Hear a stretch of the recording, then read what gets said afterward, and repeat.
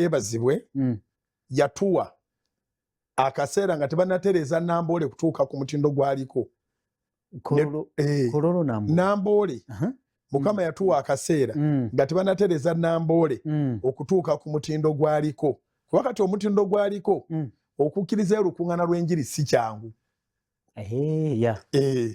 kubanga amateeka ga CAF amateeka ga FIFA mangi nnyo makakali ekisaawe kiri designed for sports era omulundi gwe twalemererwa okuteekamu olukuŋŋaana ffe twalemererwa kyali saidi yaffe management ya Namboole yatuwa ekisaawe naye ng'ekisaawe ekyo tekikkirizibwa kusimbibwamu standi ziri ez'emizindaalo wansi ebyo ebyuma ebiwanirira emizindaalo bo nga bagamba balina emizindaalo egimala naye emizindaalo gyabwe ne tugirabanga ku lukuŋŋaana lwe tuba nalwo tegimala. Secondly wansi nga tetukkirizibwa kussaawo kituuti kati awo bootandikirawa baali batuwadde amagezi awo nga ku pavilion waliwo kasereeti akaliwo kati tuzimbire kwako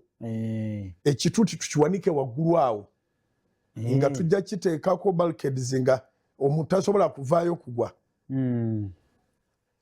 twatuula ne tukkaanya naye ekyasinga otulemesa nga tetulaba we tugenda kuyita balokoka kitugenda kubalaba babavaayo okulinnya ku kituuti so ne tubagamba mumanyi mutuwadde naye package tetugisobola mwebale tweyanziza era twali tusasudde n'okusasula twasasulako naye ne tusigala nga tukyatula mu meetings ne management ya Namboole eri so flexible ne tusigala nga tukyatula mu meetings nga tugezaako okubengeejinga wabeerewo kantu ke tusobola okusimba mu kisaawe kubanga twali excited nti ekisaawe bwe kati buli gate eriko amadaala agakkirira mu kisaawe nga tugamba abalokoka waakiri baserengetera awo tebatuuka ku muddo tebalinnya ku ttaafu babeere awo ebbalibbali ne bagamba amateeka g'ekisaawe ga CAF ne FIFA tegakikkiriza ebbalibbali w'omuddo guno gw'ekisaawe eno gye baddukira waliwo kapeti we baddukira abaddisa ababembiro n'emizannyo emirala egyo eyo kapeti tebakkiriza gikomeramu misumaali nawoba tetuna bwe tusimba kituuti literally nga wonna wansi wonna baatukkiriza waggulu tujjuzeewo n'ebweru ne batuwaayo jjukira ab'ebweru ate babanga abatali naffe kuba tubaterewo screens na biki naye kyangeri ekyokubiri ng'ate kikulu nnyo ekisaawe kati omutindo gwe kiriko eky'e Namboole tekikyasobola kuyingiza abantu basukka abaateekerwamu seats tebakkiriza muwendo gusinge entebe ezateekebwa munda kuba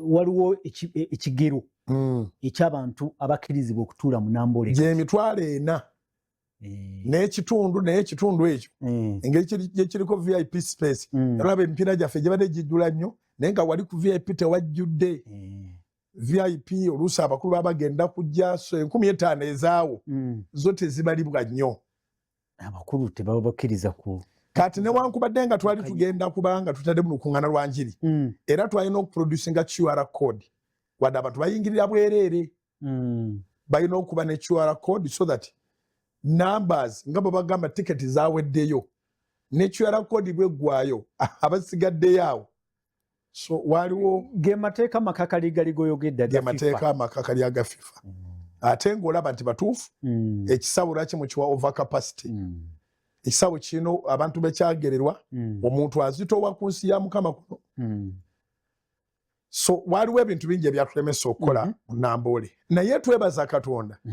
nga ebyo byonna tebinaba kujja mu Namboole Katonda yajjuza Namboole zenkuŋŋaana ze tubadde tubateerako Katonda yajjuza Namboole abali waggulu abali wansi twakola Namboole Independence Night 2016 abasigadde wabweru ng'ate munda bali waggulu bajjudde ne wansi nga n'omuddo nagwo tugutuddemu nga twali ka space kasigadde. Namboole yajjula n'abooga. Katonda alina abantu, alina amaanyi, ate atuma omwoyo n'ayogera n'abantu. So nga n'abaali ebweru baali bangi. 2017 naye yali bw'atyo. 2018 naye yali bw'atyo. 2019 naye yali bw'atyo. Ekyo si kyangu Musomba. Era nze ndi musanyufu nnyo wadde ndaba Namboole waffe oyo ow'okusaba kwa Independence Night.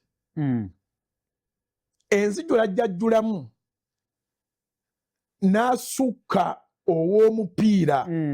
Kubanga ate olwo obutebe wadde bwaliyo naye wamu tebwaliyo. Ne we buli ng'abantu basobola okwenyiga babiri mu katebe kamu. So ekyabeeranga waggulu awo ne wansi kati 2018 management neŋŋamba nti kaliko kaakabeeramu akasambirwamu omupiira ako tukaleke tebatuulamu. Awo batandiikiriza. Si batandiikiriza baali batuufu. Abantu baavangawo omuddo ne gubula. Anti oli baali batuufu. So kati era twebaza abantu baffe be tuzze tutambula nabo nti titulina bintu by'amaanyi bye twateekawo mu tebalinnya ku muddo ogwo naye ekisaawe twakireka wakati bwe tuti. Abaalaba emabega wali mu kifo kya night prayer twateekawo olukuŋŋaana lw'e Namboole nga bwe lwali Independence Night. Ne balabanga ekisaawe kagulini konna twakaleka wakati. Abantu beefuga. Abalokole tulina discipline. Olukuŋŋaana luno mukwano si lw'abalokole bokka. Lw'abantu bonna wabula omuntu bw'aba ajja okusaba ayawula okugenda mu mwenge, mu ndongo oba mu mupiira then ne mu kusaba. Buli muntu awo omwoyo omutukuvu y'aba afuga. Ndowooza credit ya mwoyo omutukuvu gwe tuba tugiwa yagisana sirowooza na bulowooza ye nti abantu ng'abakwatako ne tutambuza olukuŋŋaana ng'amateeka bagakutte nga tetugababuulidde na mu kaseera katono. So twafuna omukisa okuweereza Katonda. Najjuza Namboole nga tebanaba kutugaana genda ku muddo waggulu ne wansi n'ebweru ne tufuna akakisa nga Namboole tanayingira mu mateeka. Katonda najjuza Namboole nga omuddo tugutuuseeko naye nga wansi wonna wajjudde. Paka lwe twafuluma Namboole twagenda okuva mu biseera bya renovation wa Namboole nga kizibu nnyo omuntu okuddayo e Namboole ng'atutte kusaba. Mpozi ng'opangiza holo zaabwe nodda munda mu halls naye nga twebaza Mukama olw'enkulaakulana eri mu ggwanga. Tetukitwala bubi. Not at all. Ffe tuli basanyufu.